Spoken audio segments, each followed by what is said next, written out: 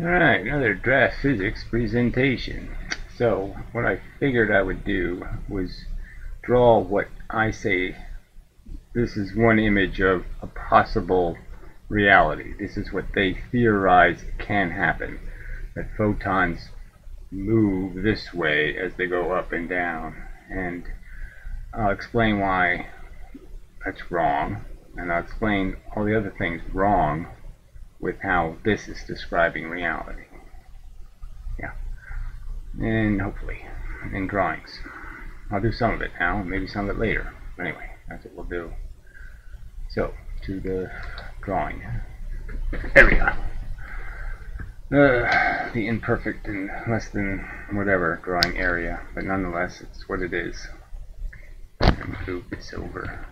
Anyway, alright, so clearly their claim is that the photon as seen in the image moves from one area to the other. I mean, it moves in this direction.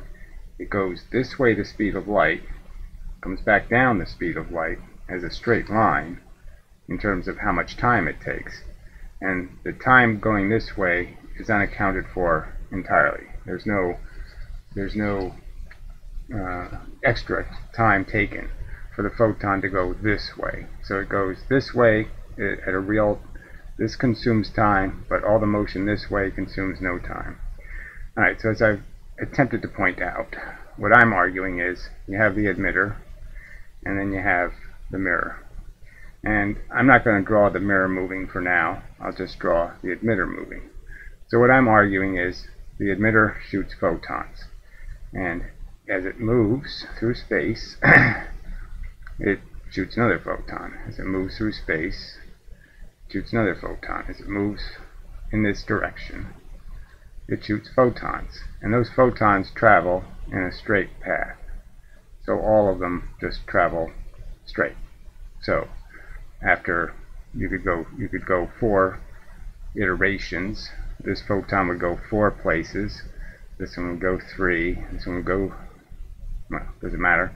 And that one would go 1. Well, anyway, it's close enough for the purposes of this draw. I could just draw another one over here and fix it there. Now it's fixed, pretty much, except for the 4th.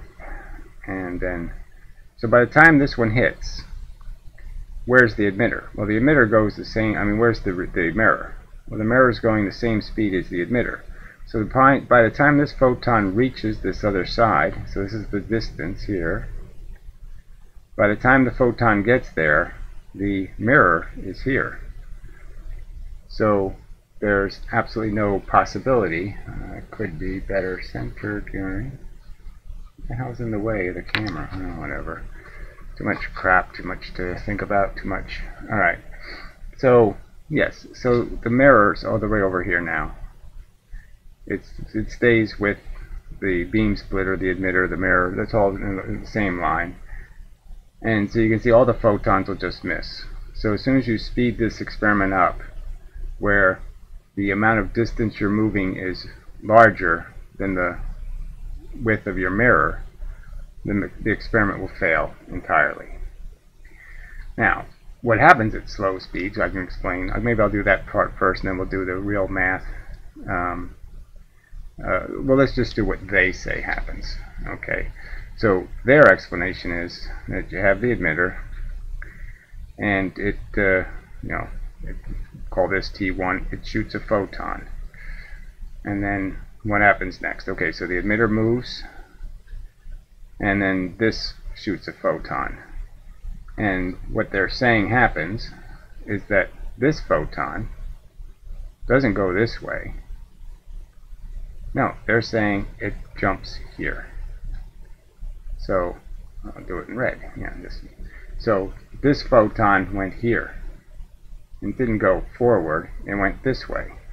And then when the next photon's emitted, it shoots a photon, and what they say is going to happen is that this photon, okay, that was here, isn't going to stay here. It's going to go here. So at the very time this one shoots one photon, this one's going to shoot one up here. And of course, this photon is going to keep traveling, so it's now here. So you can see that this is obviously moving the diagonal at the same speed you move the regular square. So it's like saying in checkers, you know, let me just draw a quick little checkerboard with diagonals so you can't see it. You know, that this distance is the same as this distance. Clearly they're not anywhere close. The sides aren't the same distance as the cross. So I could keep drawing this, but you get the idea, right? So for every photon created, none of them travel straight. All of them end up creating another photon here, and then this one ends up here, and then this one ends up here at the top. So that's their cheat. So now they can have lines of photons going this way. So as the mirror moves, there's always a new line of photons to meet it. And, you know, it's just completely, it's dependent on deciding that somehow you've shot the photons this way. Now, the obvious problem I'm arguing is, see, when you do this with this angle has a consequence, which means this distance, okay, is shorter than this length distance. And at this length distance, this is as far as the photon gets, really. To be the same length as this line comes up short.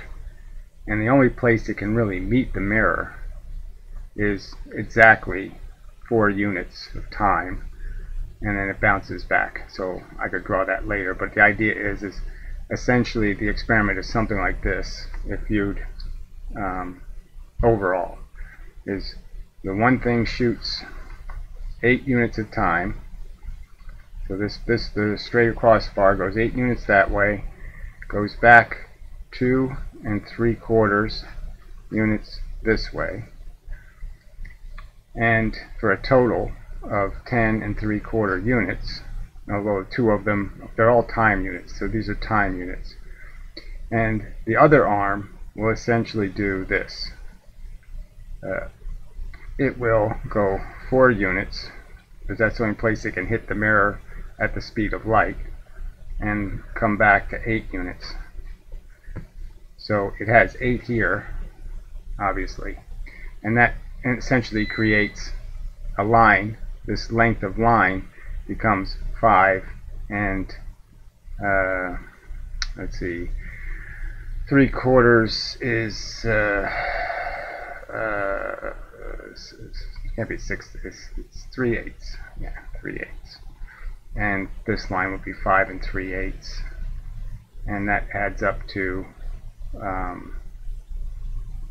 it should come out to 3/4, but I think I made a mistake somewhere in there. Yeah, 6/8 would be 3/4. So 10 3/4 equals 10 3/4. So these two paths would be equal, but that's the only way it can happen. And so obviously the beam splitter is here when this one lands over here at 8, so it obviously couldn't hit it. So in that scenario you can't hit the beam splitter, and if you shoot this way to try to hit the beam splitter, you miss the mirror. So you can't hit the mirror going this way, and you can't hit the beam splitter going this way. So in a sense, as I pointed out, the experiment can't work at speed. This is the truth. The experiment doesn't function once you're going any kind of fast speed, any speed that's faster than the distance of the mirror. Now, the mirror example is another interesting one. Now, there's another way I could have illustrated that simple drawing. Is this more complex that you probably can't see very well. But this is just the emitter going half the speed of light, so it inches along. This is the photon trying to catch, okay, the emitter, I mean the beam splitter, and this is where it does the backward motion. So this is your 8 units here, time units, and then you minus your 2 3/4, and that'll line up with your beam splitter. So it's just another way of visualizing it. See, here's the beam splitter moving. So they converge at this point. The beam splitter, the photon converge at this point, and then they start going in the backward leg. But the problem is that the other beam can't do that. It can only end up here at 8. Alright, so I've already explained that. Yeah, this went very well so far. So this is the realistic explanation of what happens in the slower speed scenario. So in the slower speed scenario, it's pretty obvious. Why isn't that? That could be better. Move this up here, I guess. Almost work. Okay, so in the slower speed scenarios where you're just going a little extra speed. Alright, so you have the emitter, you have the beam splitter, you have this mirror, and then you have this mirror. So so this length we've already pointed out ends up being 8 units of time to get to this thing. And it goes straight through the splitter, so that's no effect. It hits this thing, and then it bounces back the smaller amount for a total of 10 units of time, 10 3/4. Alright, now this leg is so first this distance. Alright, so the beam splitter is moving. Right, so as soon as the photon leaves, the beam splitter is moving. And now, see, it didn't matter in this length because it's going through the beam splitter. So it doesn't matter whether the beam splitter is moving or going really fast, it's still just going straight through it. But this one's going to bounce off of it. So the distance from a standing beam, a non-moving experiment, the distance to the beam splitter would be that. In the moving experiment, the distance to the beam splitter will be a little bit longer. So this is a moving example, and this is non-moving. Alright, so you can see that. Alright, so the non-moving example would be this distance. The moving example is this little extra bit that the reflecting beam is going to experience here at the beginning. Then the photon's going to bounce off this, and it's going to leave. As it's leaving, this mirror is going to move. Now, it's not going to move enough to not be hittable. So this photon will still hit the mirror. It's just not going to hit the middle of the mirror. Now the problem is, if the mirror just bounces it straight back, this beam splitter starts to disappear. So, if you move it straight back, and this beam splitter is lined up with the target. So I should have drawn that earlier. So this is where you're receiving the light. And these two are lined up with each other. So the problem is, as you get out of alignment, you won't be able to get the two beams to line up on the beam splitter. So if you're trying to get the two beams to line up with each other, you won't be able to get them to line up unless you tilt this mirror. So this is where they adjust it. So they tilt the mirror because technically they're going to have to hit the beam splitters a little forward. So they tilt the mirror, a little tilt in it. That causes the returning beam, to go at an angle that gets it through the middle of the beam splitter and gets it to hit the target more towards the center. I mean, it won't be perfect, but it'll be closer to the center. So this becomes your extra length. So at slow speeds, this line is obviously going to be longer than this straight path. So the straight line, this line, diagonal line is longer. So this is where you're getting your extra distance. Plus, you have a little bit of extra distance here just getting to the beam splitter. So those two distances will equal any path length difference this way. See, this was the 8 to 2 3/4 was the ratio. It's always going to be a ratio for half the speed of light. But at 20 miles an hour, this ratio will convert into, where 99% of the time will be this way, and only no, it'll be the other way around. This will be like 50-50. It'll be closer to 50-50. So it'll be 51-49 in terms of the percentages. So it goes from something like 85% and 15%. This is 15%, this is the 85% of the time. And then the times will get more and more equal as you get closer and closer to standing still. So as you move it, you get a little bit of difference. That little bit of a difference is the same difference that you have here and you have here. And those two will equal each other, meaning the path lengths again and the time are going to be exactly the same. And that's the reality. So now what can I say? I think I've logically pointed out that photons move in a straight line, that they move by rules. They can't do two directions at the same time. It's a simple idea and a principle. They're not baseballs. They're not going to fool you if you're on a bus. You're not going to be able to shoot, to play catch with photons and have them also move with you on the bus. If I'm throwing the baseball has the bus's speed and it keeps going with the throw.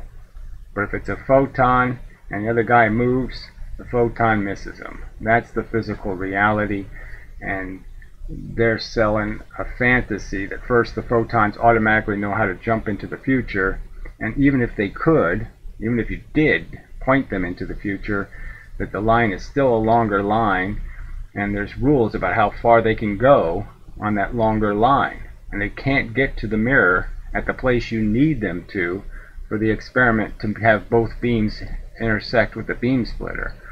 It's not physically possible. And this is just the kind of chicanery that is all through physics. Little cheats like this. So just for the sake of completion, we'll just show this one more time, where again this photon only accounts for the distance going up and down. There's no accounting for the distance, and we don't even know at what speed this is supposed to be traveling. So we can almost surmise that the percentage of time going this way, it almost looks like it's a quarter of the speed of light or something. It's certainly not half the speed of light. If it was half, you'd realize that this distance couldn't possibly be this far. It couldn't get this far back. So this, I don't know. We like I said, we're not given any facts about what this is. It's the circumstances of any of the math that went into this piece of junk. But again, no matter what you see in terms of this one, it looks like it lags behind this one a little. If you measure this distance, the distance is exactly the same as the up-down distance when this is at here. And there's no way you could have traveled this path at exactly the same, well, the diagonal path, at exactly the same speed you traveled this one up and down. Can't happen. You can't do this in the same amount of time it takes to do this. Can't happen. Okay. Until next time, such.